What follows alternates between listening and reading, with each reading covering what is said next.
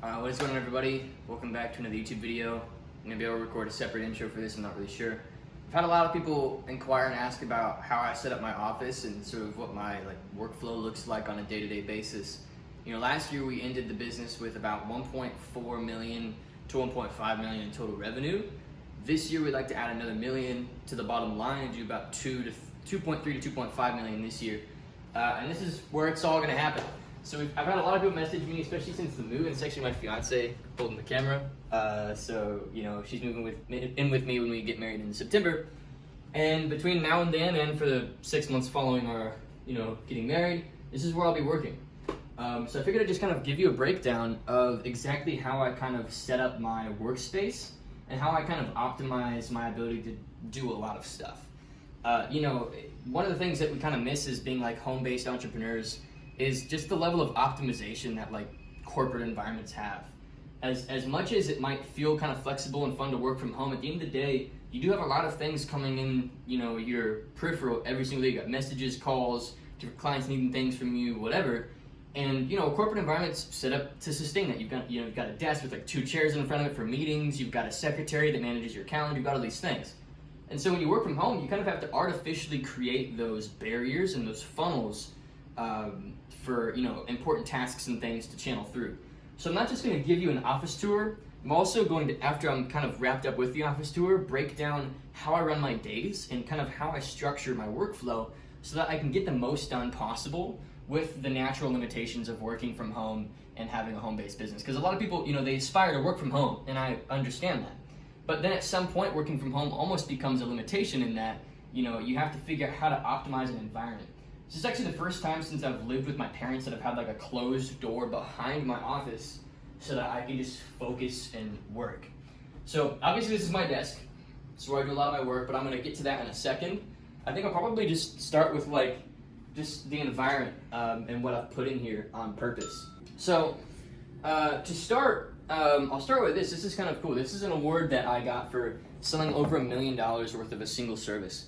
And this is from a company called ClickFunnels, and they're like a website hosting software. They've got a lot of educational products, and I really like what they do, and so I got this award. It's like a golden plaque for selling over $1 million, and I hung that up just because I figured it's a good reminder, and plus, if you ever meet with me over Zoom or anything like that, you'll see it in the background of our calls, which I think is just like a really cool, subtle flex. And then this, I like the art. I feel like it adds some character to the room. I've never wanted blank walls, but I want kind of a minimal approach to just specific, meaningful things that actually have like a real connotation to my workflow and a real connotation to my life as well. And this just kind of holds some meaning in that, I'm a Christian and I try to walk closely with God as best as I can. And this visual is just kind of a reminder that, this is the hand of God here and this is the hand of Adam. And God is always reaching out, his fingers pointed, and yet Adam is kind of relaxingly, hesitantly trying to touch. And it's just a good reminder that God's always pursuing you. And, in my work days, when you've got a lot of things to manage and you're also getting married and you've got a lot of moving pieces in your life, it's just a good reminder that, God is there, he's present, and he's providing for you. And no matter your plans, no matter how much money you make, no matter where your business goes, at the end of the day, God has a bigger plan for you, and it's kind of just a reminder of that for me, and that's why I've kept that piece of art. I actually saw it like an antique store, like 2 years ago, something like that, when I was first decorating my previous apartment. That was when I first moved out. Moving on from there, this is my guitar. I've played guitar for like 10 years, 12 years, something like that. It's an electric Washburn. It's a pretty cool guitar. It sounds great. It looks even better. I don't play it as good as it looks. I'll say that. These are all my books. So I've had this bookshelf since I was like 16. This bookshelf has gone everywhere with me. So if you watch some of my older videos, this has just followed me everywhere. A lot of these books have just been stacked over, my 4 or 5 years of reading. I've gone through every single book on this shelf with very few exceptions. Some I've skimmed and some I've kind of referred back to, but not a single one goes unread. How I kind of do it is I'll use Audible first, or I'll do like a look at a book review on YouTube, and if I feel like that book could be of value, then I'll purchase the Audible, listen to it, and if I'm enjoying the Audible, then I'll kind of move to a physical copy, because I've found that for some reason I just enjoy a book more and I get more enthralled with it when I'm reading a physical copy of the book and I can have a pen and I can mark things. And you know, I did actually another video where I just talked about some of my favorite books, and you can check that video out. I'll have my editor linked in the description. I've talked about like 20 of my favorite books of all time for business owners and entrepreneurs. Next thing is a couple photos at the top, maybe if you want to get a bit closer.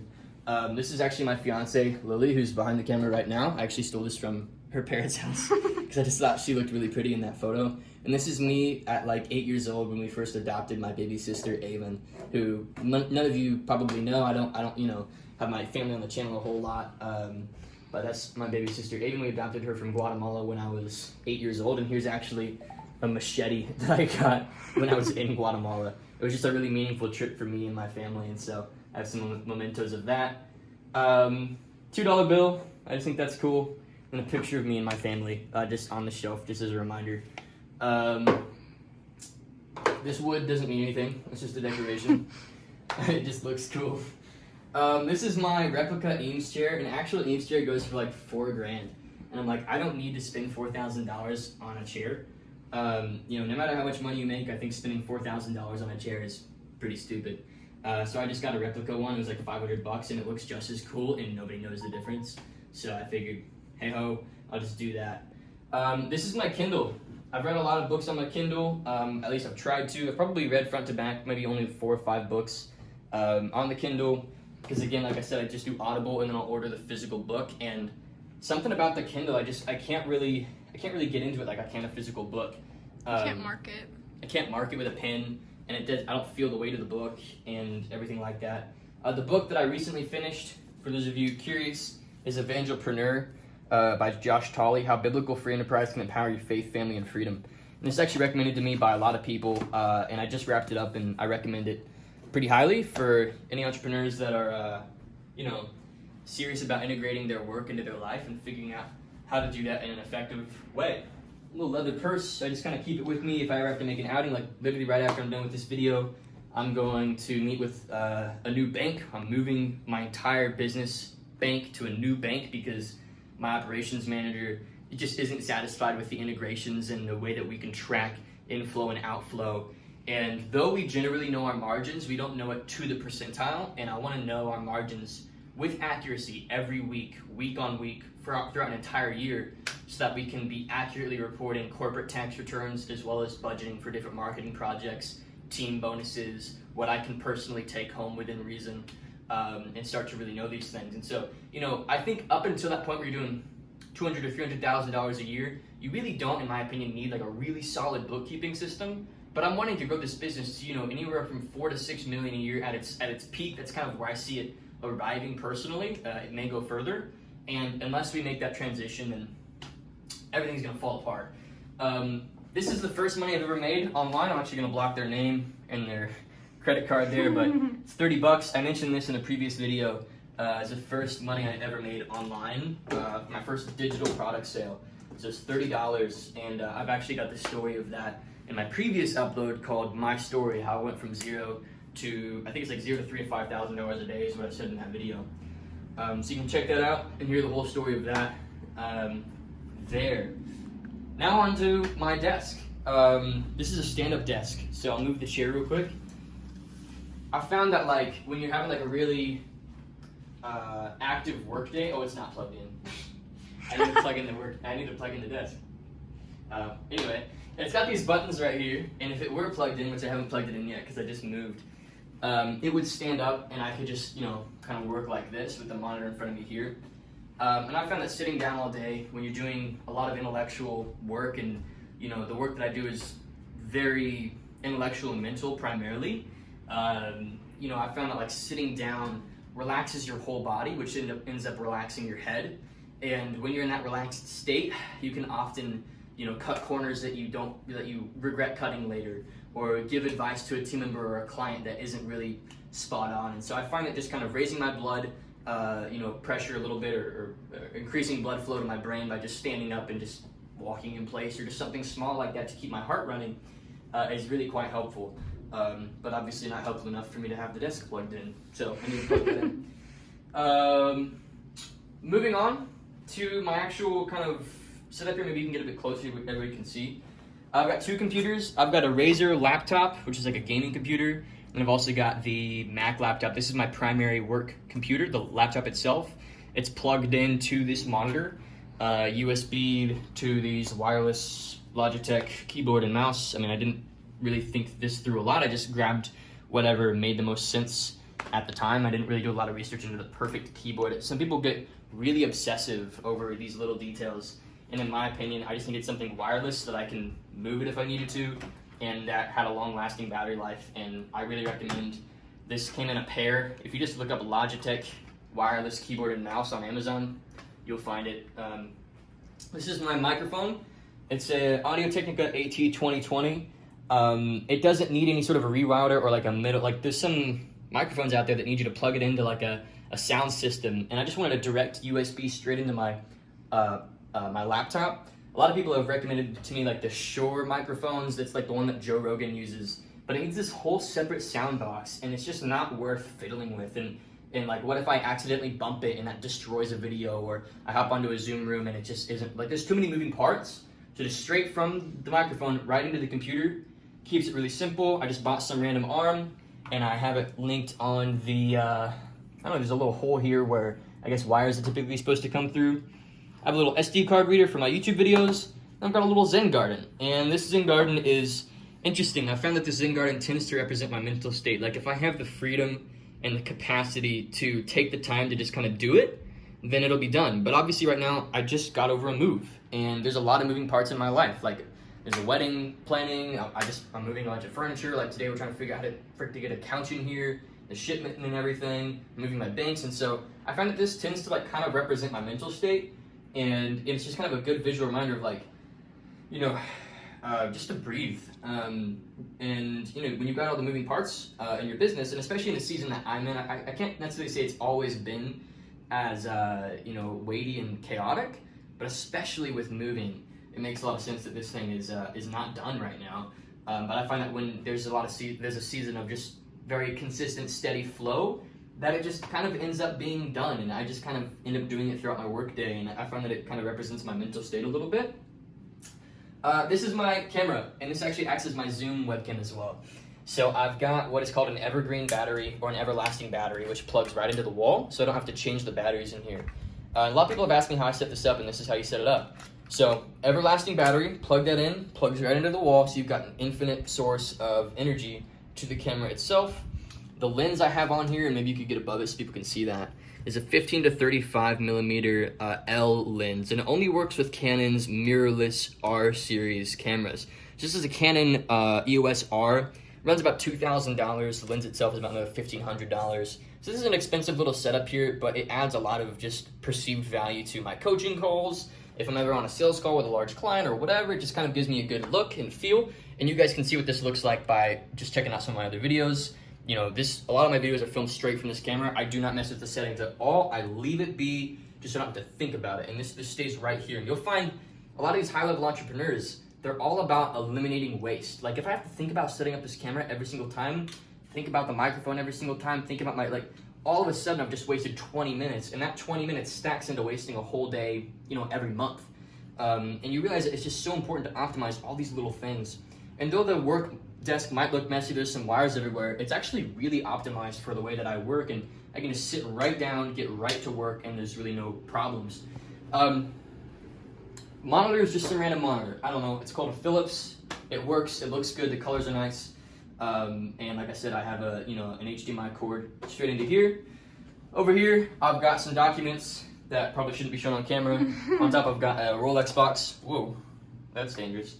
That is one of my favorite watches that I own right now. This is a Rolex Daytona. It's my only watch I currently have. I've gotten rid of most of the others. And this runs aftermarket about $45,000. If you buy it from retail, it's about $17,000. And I've actually made like 10 grand on this watch. So that's pretty cool. And I've got the retailer reaching out to me about another watch soon. So that'll be cool. Potentially an all gold Daytona with the green face, which runs like $150,000 aftermarket. But if you were to buy it from a retailer, it's about $35,000 to $40,000 depending on the specifications of the model. So that'll be a really cool investment piece where immediately walking out from the retailer with that it'll be like $100,000 a day, including the taxes I'll pay on moving the funds out of the company and paying taxes on that personal income. So that'll be really cool. Watches are kind of like a fun side hobby for me. I've sold a lot of the ones that I don't really wear. Kind of narrowed it down to this one. Mini fridge, stocked to the brim with LaCroix. I do not like soda unless it's the occasional cream soda or root beer. Like Lily's mom always has like cream soda for when we have little events. I'll crack open a cream soda. But besides that, I like LaCroix because it's just healthy. It's just basically water. And then I have my whiteboard right here. And a lot of my clients in my community know how important this thing is. Just based on the season that I'm in, it's just reminders and things that keep me on task, because I've found that your environment provides all these little subtle reminders of your identity and who you are. And that's why I kind of keep this Rolex here. It's why, you know, if I were to show you my desktop, I've got a lot of different little mini projects that are currently active, you know, on my desktop, reminding me what's going on. You know, I have a little notification every single time a sale comes through, and that kind of makes a physical, audible noise to remind me that, you know, the system is working, my team is on their game, et cetera, et cetera. And that's just kind of a way to keep me, honestly, focused on the fact that we're actively growing this business. What else? This chair behind you, it's called a Herman Miller chair. This is another one of my splurges. Besides the camera, this probably costs as much as the camera setup does. You know, if I'm gonna sit, I want to have something that has a lot of, you know, back support, shoulder support. I don't want to feel, you know, like drained at the end of my work day. If you do some research on like how a lot of office chairs are made, you find that like they're really not made to sustain energy over a long period of time. And so the Herman Miller chair is the only chair that I'm willing to spend more than like $2,000 on. I think this runs like $2,800, and you can specify it for your body type, your shape, your size. I'm about 5'8" or 5'9", and so this kind of tends to work for like my weight, my height, and it works for my build and everything like that. And so in that, it just optimizes for my environment. Like you can move all these things around, like you move the hands around, you can move the height of it, you can adjust the tension on the back of it, which is really neat. There's a little screw back here where you can adjust how tight this is right here, how much pushback it gives you. You can adjust how much give it has when you lean back. And so I have it really all set up for exactly what I need to promote effective, you know, 6 to 8 hour work days without, you know, so many people, like 4 hours in, you've got like a creak in your back or something. And those little things, like I said, it's all about the little optimizations that stack into creating a better work environment as a whole. Let's see, I think that's about it. The only thing is my notepad. I always just keep an active notepad right here. There's just some things on there that I'm currently working on.